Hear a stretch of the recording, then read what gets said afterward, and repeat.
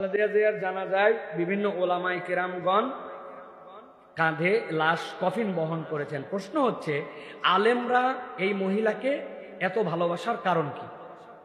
প্রিয় ভাইয়েরা, আমরা দেখেছি যে আমাদের বাংলাদেশের 3 বারের প্রধানমন্ত্রী ছিলেন, মুসলিম বিশ্বের দ্বিতীয় মহিলা প্রধানমন্ত্রী হিসেবে যিনি নির্বাচিত হয়েছিলেন, তিনি মারা গেছেন এবং তার জানাজায় প্রচুর মানুষজন গেছেন, ওলামায়ে কেরামগণ গিয়েছেন এবং তার প্রতি একটা সর্বজন ভালোবাসা তাদের প্রতি ছিল। এইটার কারণ আসলে কি? আমি 3টা কারণ বের করছি। এর মধ্যে একটা কারণ হচ্ছে, উনি যদিও ইসলামী শরআন যে পর্দা, সেই পর্দা 100% পালন করতেন না, অথবা তার যে দল, সেই দলও একদম ইসলামী শরীয়ত ভিত্তিক দল এরকম ছিল না, কিন্তু তার একটা আইডিওলজি ছিল, তিনি ওলামায়ে কেরামকে সম্মান করতেন, ইসলামকে পছন্দ করতেন। আল্লাহ এবং আল্লাহ রসুলের বিপক্ষে যদি কেউ কথা বলেছে, উনি তার বিপক্ষে বলিষ্ঠ কণ্ঠস্বর নিয়ে দাঁড়ায় গেছেন। শাহবাগে যখন ফ্যাসিস্টরা বিভিন্ন ধরনের আন্দোলন শুরু করলো, আল্লাহ আল্লাহ নবীকে নিয়ে কটূক্তি করে যখন এমন বাজে কথা যেটা মুখ দিয়ে উচ্চারণ করতে পারবে না, খাবা বাবা অমুক বাবা যখন এই কাজ করেছে, এরপরে যখন কে বা কাহারা তাকে হত্যা করেছে, তখন তার পক্ষ নিয়ে কেউ কেউ বলেছিল তিনি নাকি দ্বিতীয় স্বাধীনতার প্রথম শহীদ, যে আল্লাহ আল্লাহ রসুলের বিপক্ষে কথা বলে, তার অন্যায়ভাবে হত্যা হলে বিচার আমরা চাইতে পারি, কিন্তু তাকে আপনি শহীদ বলতেছেন, আল্লাহ নিয়ে নবী নিয়ে বাজে কথা বলে।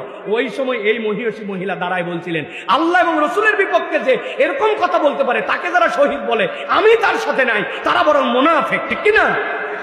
মানুষজনের ওই কথাগুলো মনে আছে যে উনি ইসলামকে পছন্দ করতেন, ওলামায়ে কেরামকে পছন্দ করতেন। এই দেশে আলেমদের বিপক্ষে যখন জুলুম হয়েছে, মিথ্যা মামলায় ফাঁসানো হয়েছে, অপরাধ করে তাদেরকে হত্যা করা হয়েছে, উনি দাঁড়ায় বলছিলেন এটা অন্যায়, এটা হতে পারে না, জুলুম কোনো পার্টি থেকে হতে পারে না, আপনারা জুলুম করতেছেন। তো যেই মহিলা জুলুমের বিপক্ষে কথা বলে, আলেমরাও জুলুমের বিপক্ষে কথা বলে, এই জন্য এই মানুষটাকে মানুষ শ্রদ্ধা করত, ঠিক কিনা?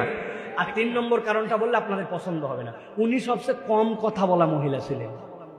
আউল ফাউল কোনো কথা বলতেন না কোনোদিনও, এমনকি তাদের ভিন্ন মতের যারা লিডার, তাদের ব্যাপারে উনি কোনোদিন বাজে কথা বলেন নাই, ঠিক কিনা?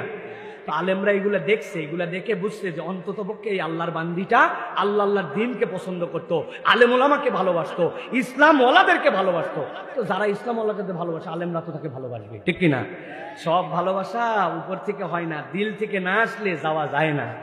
মানুষ 5 কিলোমিটার হেঁটে যায়, 3 ঘন্টা দাঁড়ায় থাকে, ওর বাপের জানাজার জন্য তো যায় না, ঠিক কিনা? তো এগুলো সব দলের লোক না, পার্টির লোক না, এগুলো ভালোবাসার লোক গেছে। এই জন্য আলেম ওলামা এখানে গেছেন, তার জন্য দোয়া করছেন। আর ইমানদারের তেমনি নৈতিক দায়িত্ব, কোনো মানুষ যদি মারা যায়, মুমিনের পরিচয় থাকে, তাহলে তার জন্য দোয়া করবে, সুযোগ থাকলে শরীক হবে, এটা তো ইমানদারদের দায়িত্ব। সুতরাং আলেমরা সুযোগ পাইছে, চলে গেছে, আলহামদুলিল্লাহ। আর